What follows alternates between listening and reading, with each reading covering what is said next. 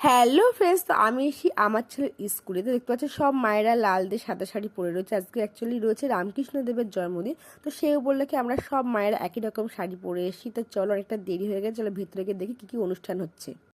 কৃষ্ণদেবের মাধুর্য এটাই, তিনি অত্যন্ত সহজ অথচ বাস্তবসম্মত তিনি পথ বলে। তো জানো তো, স্কুলে আসতে আমি অনেকটা লেট করে ফেলেছি। সকাল থেকে অনেক রকম অনুষ্ঠান ছিল, বাচ্চাদের নাটক ছিল, স্কুলের বাচ্চাদের নাটক ছিল, ওরা অনেকে রামকৃষ্ণদেবের নাটক করেছে। যাই হোক, সেগুলো আমার দেখা হয়নি, তোমার সাথে শেয়ার করা হলো না।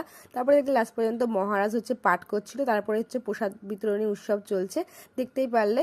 তো সব বাচ্চা কাচ্চারা আগে খাচ্ছে, তো বড়রাও খাচ্ছে। তো বাচ্চাদের খাওয়ার কথা আগে বলা হয়েছে। দেখতে যে আমার ছেলে খাচ্ছে, তো একা একাই খায়, ওকে খাইয়ে দেওয়া লাগে না। তো তারপরে চলে এসেছি ফাইনালি মন্দিরে, আগেও এসেছিলাম। তো সকাল থেকে মন্দিরে হচ্ছিল যজ্ঞ আজকে, কিন্তু আমার সাথে অনেক যজ্ঞ টজ্ঞগুলো শেয়ার করা হয়নি। দেখতে পাচ্ছি বাচ্চা কাচ্চা এখানে বসে রয়েছে, প্রচুর প্রচুর দুষ্টুমি করছিল প্রচণ্ড পরিমাণে। তো অনেক কষ্ট শিষ্টে দেখে বসানো হয়েছিল। কিন্তু টাটা, অনেক কিছু শেয়ার করা ছিল, সেগুলো শেয়ার করা হলো না। তো ভিডিওটা ভালো লাগলে একটা লাইক করো, প্লিজ সাবস্ক্রাইব করো, আমার কেমন লাগছে অবশ্যই কমেন্টে জানিও। তো টাটা, তোমার খুব খুব ভালো থেকো।